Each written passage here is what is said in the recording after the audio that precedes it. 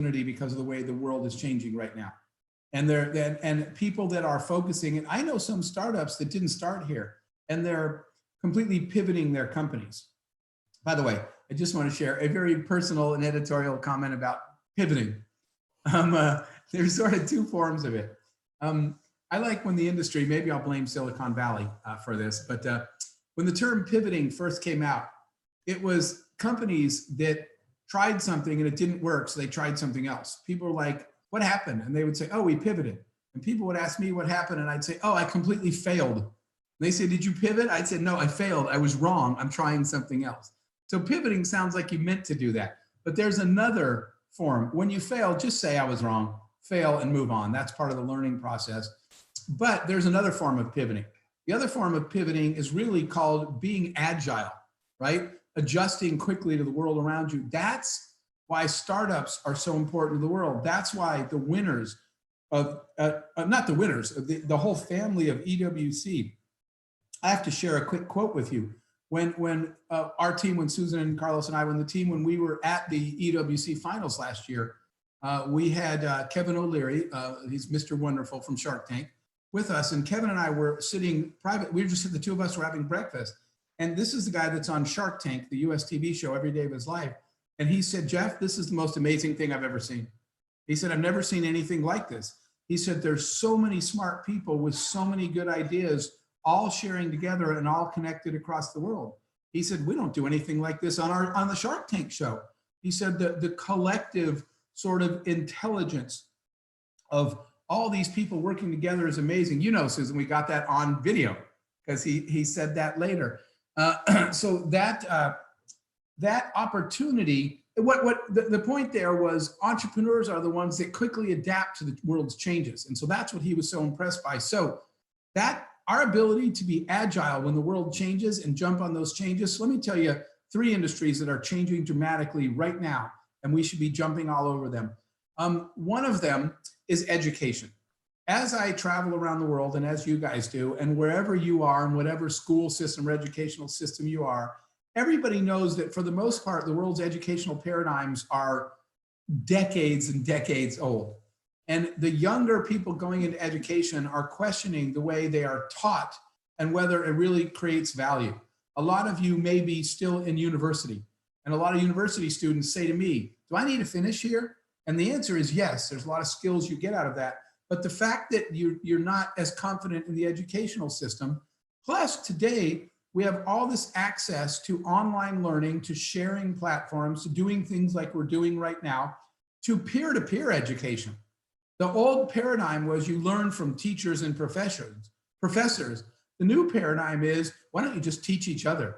I don't know math, but I know marketing. If one of you knows numbers, we could find a way using today's technology and tool set to educate each other. So you can upgrade your skill set and learn in 100 different ways that aren't conventional school. So the whole educational system, and now for schools as well, the whole educational system is ripe for change. Technology and the next generation of online students, people that were born with technology in their hand and are comfortable, and the cross-border, cross-discipline connectivity of a social media world, education is going to get completely rewritten, and we are just starting.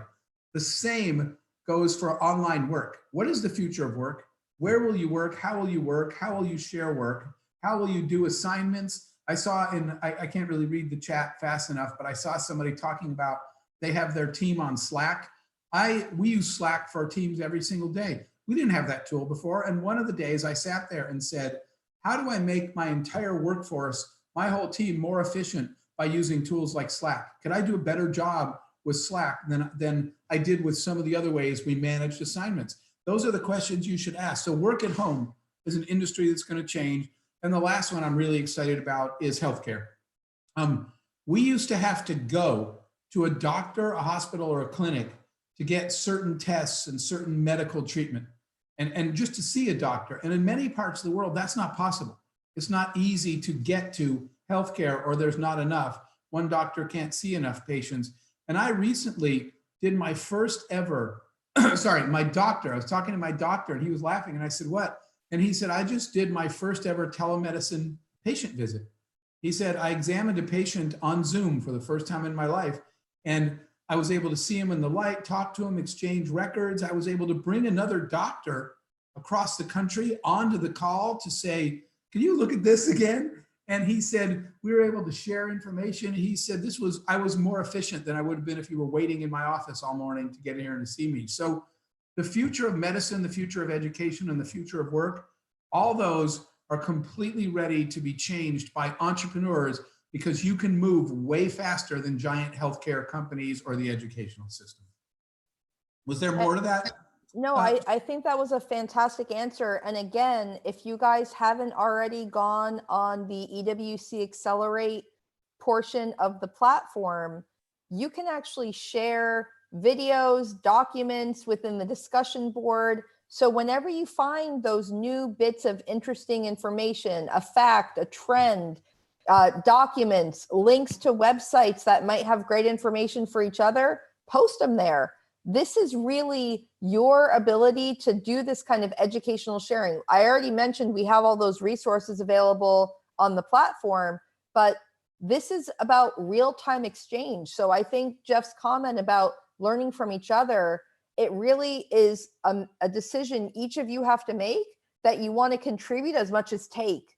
And EWC is a great place to test it out, because this is a safe environment where you're with people who are in your cohort, in your stage of company and beyond, that you can all learn from each other. So with that, I want to kind of go back to a couple of things you touched, which I thought were so interesting. You spent a little time talking about each of us has our own specific skill set, and we should surround ourselves with team members that are complementary and help push us and that we can learn from as well. So I'm going to ask you a two-parter here. Number one, when you don't have tons of work experience, how do you start figuring out what your best place in a company may be? And number two, we've had a couple questions about solo entrepreneurs, how to build that team. So can you go through the process of, okay, I'm starting out, I love this, but maybe I'm better at this. How do I figure that out? And then number two, how do I start to identify if I'm not good at something? How do I actually test to see if somebody I like might be a good partner for me? Okay. So I'm going to start. Those are great questions. I'm going to start with a piece, especially for solo entrepreneurs, which is the unbelievably incredible value of mentorship. Find a mentor. I made a lot of mistakes that I could have avoided before I was smart enough to find myself a mentor. Finding a mentor is not easy. You guys have this, right? You have Jen and you have EWC and you have all of us trying to help you. We have access to mentors. I didn't have any idea where to find one. So part of that solopreneur journey is having a mentor is a great place to start. That's somebody that helps you do a skill assessment because they have much more experience than you. They've been through it, right? And the mentor is the one that helped me focus my skills, saying, Jeff, really, you should be doing marketing. That's the thing you seem to be good at, by talking to me so much, listening. So let me just say something about mentors, and then I'll move on a little bit to how you find that thing that you're good at. Mentors, when you're looking for a mentor, I'm going to give you a piece of advice. Again, this is just my advice. You don't have to take it. But if you don't like my advice, I'll give you a full refund for this advice right now. But finding a mentor, people tend to think that they should focus on somebody in the industry they're in. And I'm going to give you the short answer. Instead, find somebody who you want to be like when you grow up. Okay. Once I learned that lesson, when I found a human being that I want to be like someday, that mentorship relationship was so much better, because that mentor, when you find somebody that's been in the aviation industry, because I'm going into aviation and they can answer questions about aviation, that's a really limited mentorship. They can't really help you unless you have a question about how airlines work or whatever. When you find somebody that you want to be like when you grow up, and I'm using that, it doesn't matter what age you are, I'm just using that expression. That person will help you assess your skills, develop your skills. They want to see you succeed.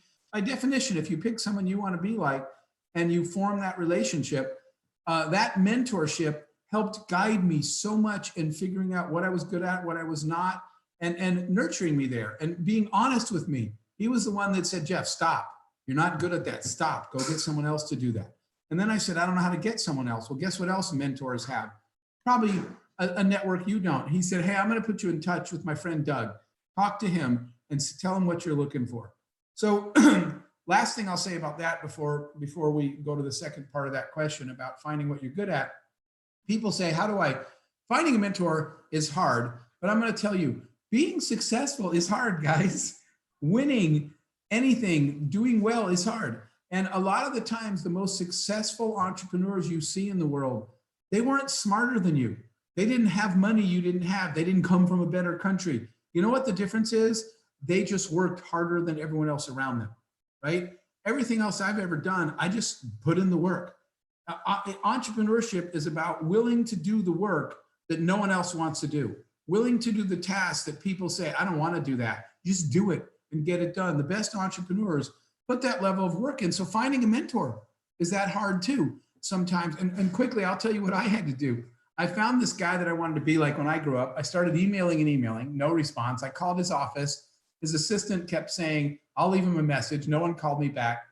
After 3 months where I kept messaging them that I couldn't reach him, I went to the guy's Facebook and I saw that he was attending a social event this Saturday for a hobby of his, something he really liked. It had to do with horses and he liked horses. So I was like, I don't know anything about horses, but I'm buying a ticket.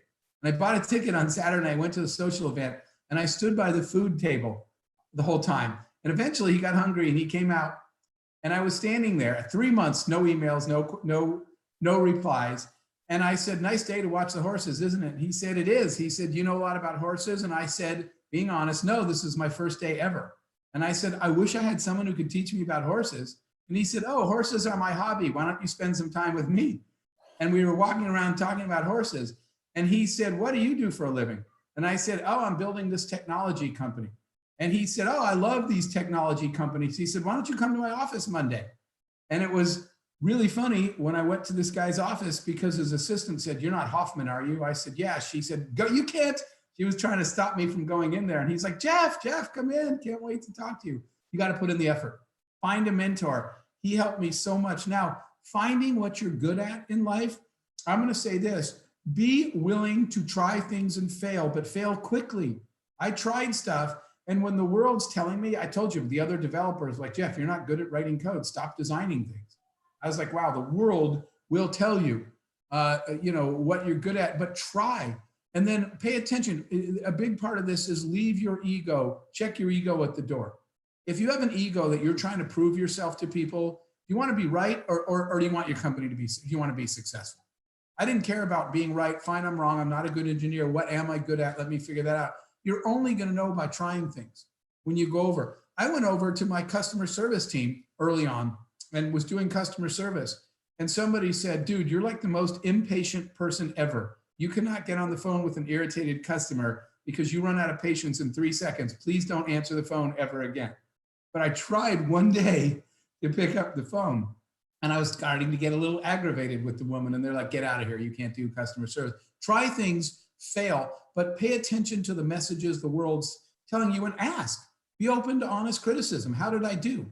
And when your other people are like, yeah, not that good, then lose your ego at the door. It doesn't matter that it's your company. It doesn't matter that you're the founder. Move on to something else. You will find yours. And the last thing I'll say about this, Susan, then we'll go to the next one, is we came up with this term that we call finding your golden purpose. Your golden purpose is the triangulation of 3 things. It's what you love doing in the world. It's what you're good at doing in the world. And it's something the world really values and needs, or your company does, right? So if you love, let's say you're really good at accounting, okay? You're really good at numbers, but you don't love doing accounting all day. That's not your golden purpose. The world does value it. Somebody has to do the numbers. Your golden purpose, for me, I loved talking to people and helping them solve a problem. So that's the thing I love doing. And it turned out people said, wow, you explained this tech stuff so simply. Thank you so much. Then it turned out I was good at it. And then I found out that technology people don't market their products well because they're all technical. And so the world needed more technical marketing people. So my golden purpose, the place that I was best at was I love talking to people. I'm good at explaining technology to them. And the world doesn't have enough business people who can talk tech. That was my golden purpose. Find your space, but don't be afraid to find out you were wrong along the way. Well, that goes nicely into our next question. How do you communicate to your family and have them empathize with your laser focus while you're building and growing your business? So before you're that overnight success, the years it takes, how do you make sure to communicate that well so that your friends and family know you're not just like screwing around all day? Okay, another wonderful question that many of us like me learned the hard way by doing it wrong originally. Here is what we tend to do. And a lot of you will see yourselves in what I'm about to say. We're really busy as entrepreneurs.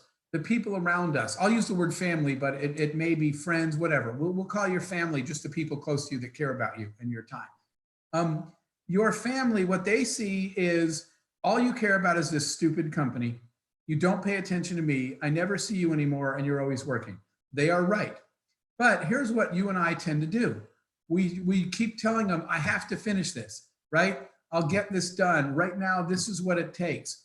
We keep telling them what. We never tell them why, okay? And we're really good about the what you're doing. I've got to finish this tonight. We have a big customer presentation on Monday. Next week is an investor thing. I'm applying for a competition and I've got to get all this stuff done.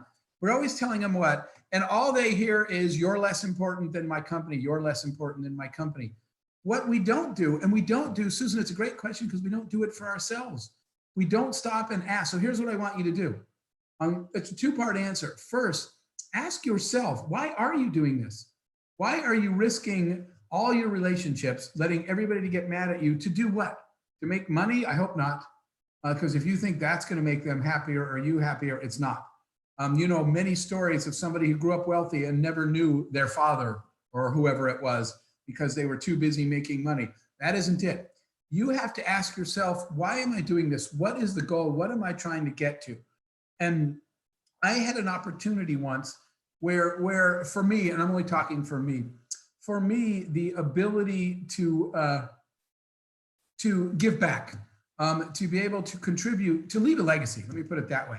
It wasn't about the money, it was about the legacy.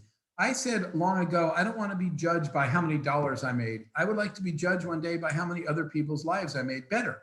But I knew why I was doing it, because if I didn't build a profitable company, I couldn't do some of the things I wanted to do. So I'm going to give you an example, right? Young daughter who keeps saying, all you do is work.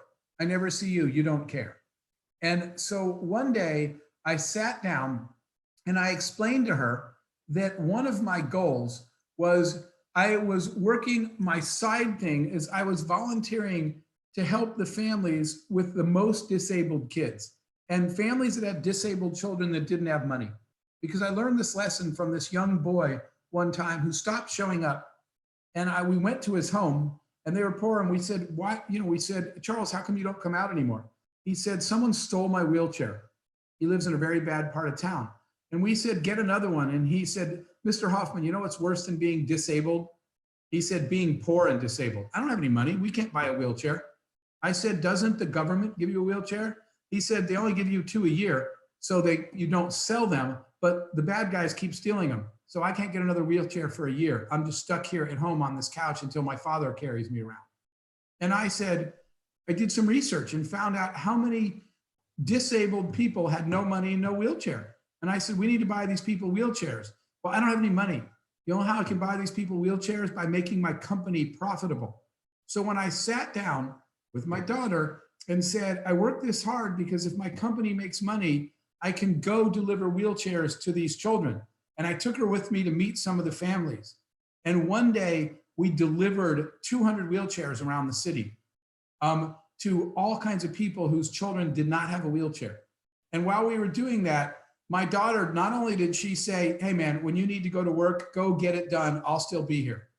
And she said, when you included me in why, I get it and I can support you. She said, can I come to the office? Can I help? Is there something I can do? And you know what else she said to me?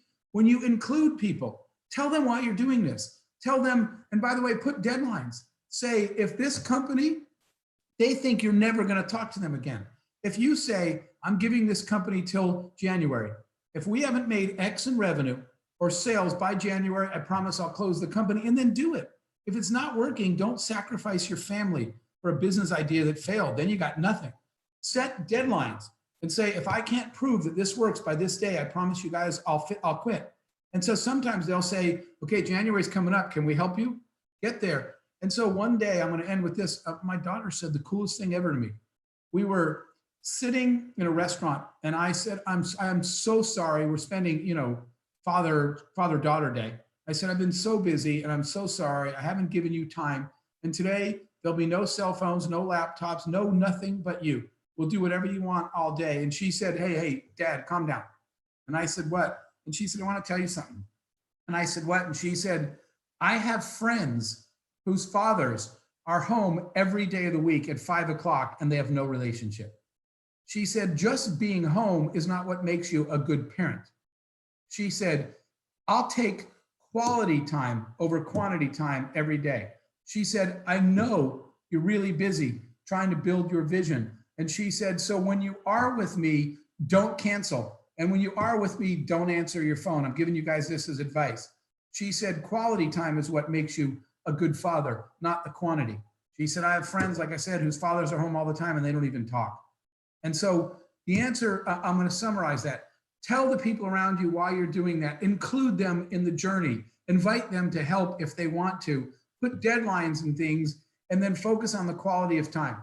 You're still going to get yelled at. They're still going to be mad that you couldn't come to someone's birthday party. But if you promise to take Saturday off to do something with them, you better show up Saturday and you better put your phone away.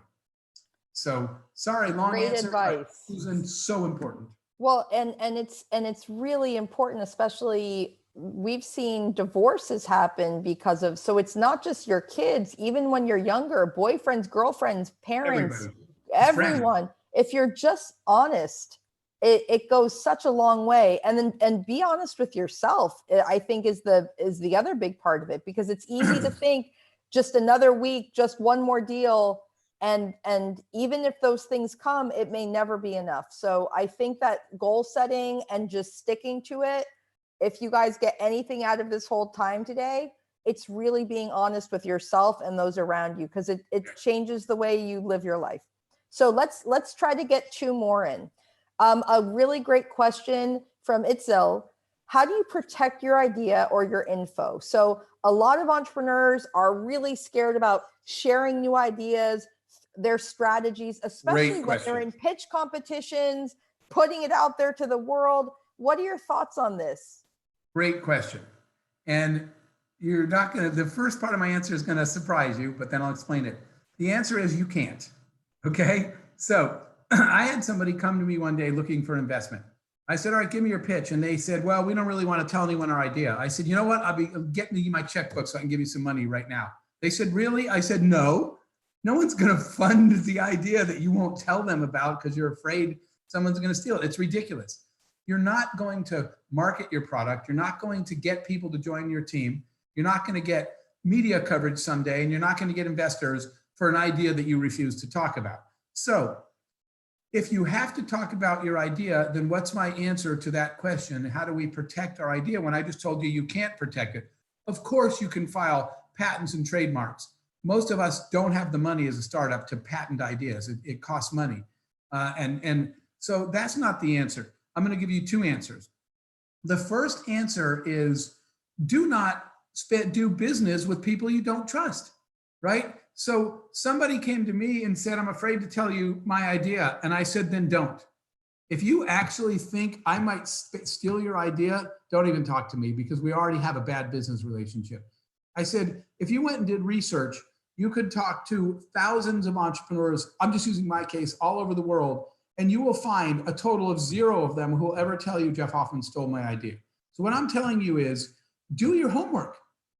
Don't do business. Most legitimate, I'm going to say that word, legitimate investors, media people, the legitimate people in the world will never steal your idea, because it takes, guys, it takes your whole life to build your reputation and 5 minutes to end it, right?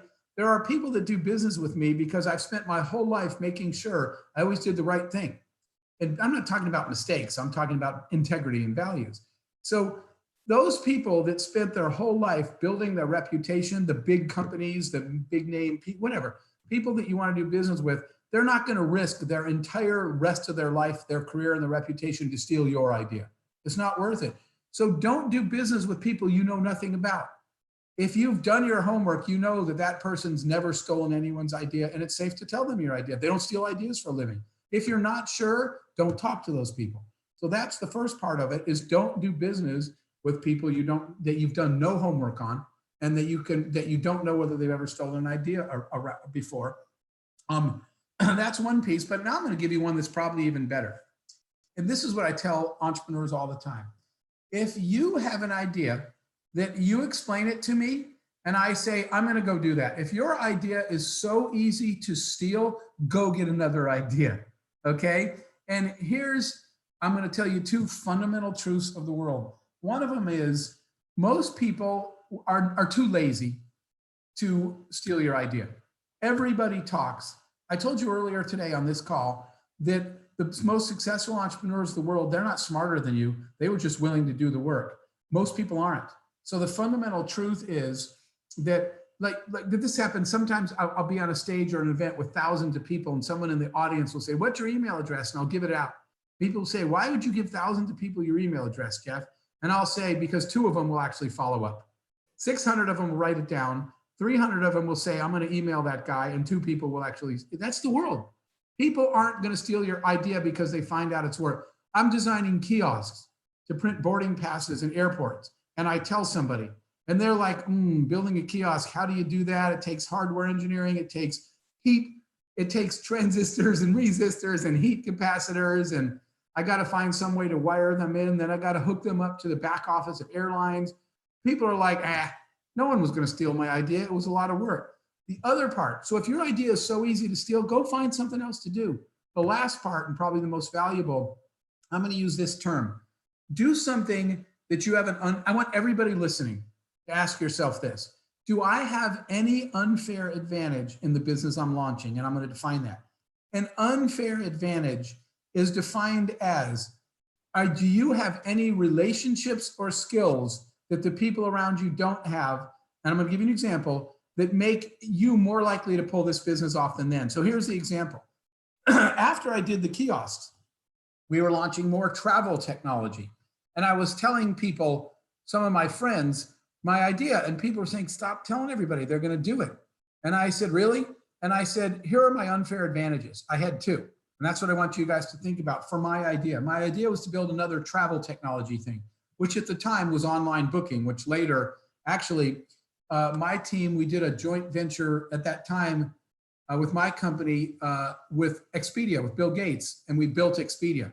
They built the front end and my team, we built the back end, but we did a deal with Microsoft and Bill Gates then.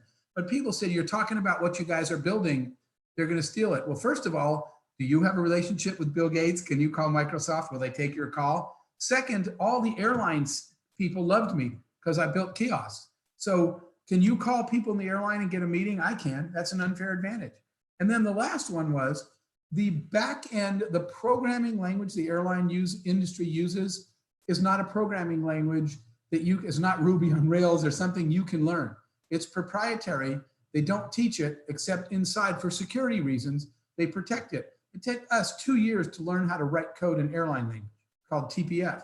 And I said, if you want to steal my idea, you're 2 years behind already. Good luck trying to build an airline system. So my business, I have unfair advantages. I have relationships in the industry. I have skills in the industry. If you have the choice, somebody said, help me build a medical device one time. I said, I don't know anything about medical devices. I'm not in the industry. I don't have friends in the industry. I don't have relationships. I have no experience. Maybe I could build something where I had none of those things. You might pull it off, but why do that as opposed to spending time on something where you have unfair advantages? So Susan, you can't protect your idea, but you can pick one that's not easy to steal, and you can pick one that you have some advantages in, and you can only present your idea to people you've done research on and you can trust because they don't steal ideas for a living. And to add to that, I know so many of you are in that idea stage or even early stage. And so sometimes your unfair advantage is your unique perspective on things. So you may not have a network, you may not have a lot of experience, but when you see the problem from your perspective and you think, and the target market are people like you, it's not that the idea is so special, because a lot of people might be doing the exact same idea. I mean, we hear ideas over and over and over again, but then the way they want to execute and what matters to the customer they're focused on and the price point, all of those unique pieces of execution sometimes are why some win and some lose. So you and your perspective sometimes is the special sauce. So don't forget that. Bring yourself to the table every day.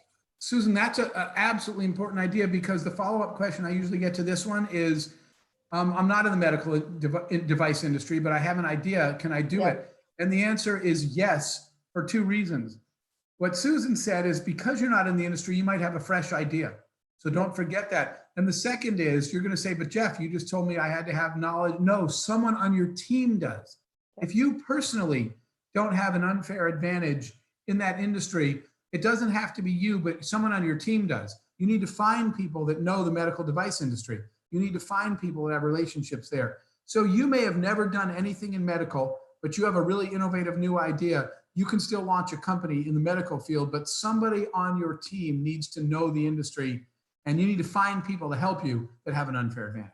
Do we have time for one more? Yes, please. We've gotten a lot of questions about marketing and marketing on a budget. So I think this is a nice one that ties together a bunch of people's questions.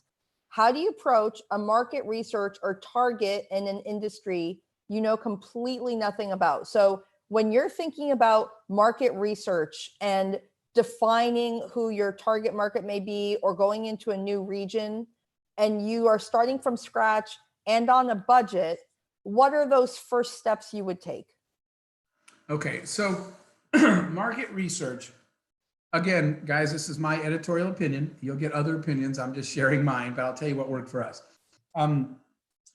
People overcomplicate the concept of market research, and they believe it's something that they have to pay a lot of money for. And here's a fundamental thing that bothers me. I'm going to give you an example. Conventional, traditional market research, paid research surveys online, SurveyMonkey or whatever, or focus groups. Here's the problem with those. And I think it was Albert Einstein or somebody like that that said, or Isaac Asimov, somebody said that by definition, just the fact that people know they're in an experiment has already ruined the experiment. So I paid a market research firm to do a survey for me, but I went a focus group, but I changed clothes and I went in my jeans and I went into the focus group room. People were getting paid $20 to fill out a survey. And I said, hey, what's up? Is this the survey? And they're like, yeah, this company's paying everyone $20 to do a survey. I said, oh yeah, I need the 20 bucks. I'm going to do the survey. So that's all the money we had. So I went in the survey room. They didn't know I was the CEO. And we started filling it out. And somebody said, question 6 is stupid. And the other people said, yeah, why even ask that? It's stupid. And someone else said, I'm going to skip it. And someone said, well, then you won't get the 20 bucks. On a survey, you have to fill out the survey. That's what a survey is for. They want you to answer everything. So they all answered question 6. And I was sitting there thinking, oh my God, the most important information in this whole room was that question 6 is stupid and you shouldn't have asked it. But I would never get that, because when I get the survey back, everybody just answered it, because that's what you do in a survey. And I was like, the survey is fundamentally flawed because they know it's a survey. And the other thing people do when you survey people is they want to sound smart, not honest. So this has been proven. When you ask people to rate what's most important to them, most of the time people say price, and then nobody buys the lowest priced product. And you say, wait, you said price was more important on the survey. And they say, yeah, well, I don't want it to fall apart. And you say, well, that wasn't the cheapest product. And they say, well, I don't want it to break, so I bought one that cost more money. And you're like, well, on the survey, you said price was most important. And they say, well, I thought if we all said price, then they would lower the price. So you see, all the dynamics in traditional market research are wrong. So I'm going to share with you a lesson I learned, and the guy I learned it from. I was spending the afternoon, the whole day, with this older gentleman who was in the retail business. And his retail idea, if you had done conventional research, all the experts said, you can't do what he's going to do. It won't work. We've done market research. It will fail. And no one tried it. And he tried it and it succeeded. And we were spending the day together. And I said to this man, I said, how did you know it was work? All the market research said it wouldn't work. Who told you that it would work? And he said, farmers. And I said, what are you talking about? And he said, Jeff, My product was for farmers. And he said, not for people the kind of people that would ever reply to a survey or do research. He said, all the people in the retail industry that filled out all that data, they're not my customer. My customer is a farmer and they live in a little town out of the city. And I said, so what did you do? And he said something fascinating, guy. He said, every other Friday, I would change clothes. I bought farmer shoes and clothes like them. And I would drive across town and I would go out into the little cafe where all the farmers had lunch, where they ate apple pie and they drank coffee. And I would sit there dressed like a farmer and I wouldn't survey them. I would just spend the day talking to people with no logo, no form, no experiment, just talking to them about their lives. Yeah, you know, after what, when do you do this? When do you do that? Do you do that? Does your wife do that? Do your friends do that? He said, I sat in the coffee shop all day, every Friday, pretending I was a farmer with all the farmers. They designed my business. And so he, by the way, I'll sort of tell you the punchline. I started something that I would do was every other Friday. I still do this when I'm in businesses. Every other Friday, I change clothes, I leave my office, and I go hang out where the people I think are going to buy my product hang out. You know where I was when we were selling travel that was for vacations? We found out that in most families, we were selling family vacations. In most families, it's not dad, it happens to be mom that plans the family trip. And so you know what I would do? I would leave the office, I would change clothes, I would go to the grocery store in the middle of the work and the school day where all the moms were, and there was nothing there, mostly but moms, and they were talking about their day. And I would wander around the grocery store with a cart, and I would say, hey, there's a holiday next month. What are you guys doing? And they say, oh, we're thinking of going on vacation here. And I would just talk to people that didn't know I was selling anything or any travel to them. So, by the way, the man that I told you that told me that, his name was Sam Walton, and his company was an American company called Walmart, which is actually the world's largest bricks and mortar retail store, is Walmart. And when I said, everybody said that you can't build big stores in small towns, he said, yeah, everybody but the people that live in small towns, because no one asked them. So the lesson for you guys is small dollar marketing, right? You don't have the budget to do it. You don't, instead of what I'm telling you is, don't worry so much about formalized market research surveys and focus groups. Change clothes, get out of your office, go spend days wherever those buyers really are. If it's teachers, go ask a school if you can we did job shadowing. We called companies and said, can we just spend a day following you around at your office one day and see what you do for a living? Get out of your office, spend a day with the people you think are going to buy your product. Do not sell anything or tell them you're selling, and you will collect all the information you need to design a marketing program when people don't think they're being marketed to. I hope that makes sense, but that's how we built all of our businesses, by people who didn't know they were being surveyed. So next time, Jeff is going to be joining us on our next Saturday event next month on May. Let me get the date. Carlos, can you put in there? Sorry, June, whatever the first Saturday of June is. And so every month, Jeff will be doing these sessions with us on the first Saturday.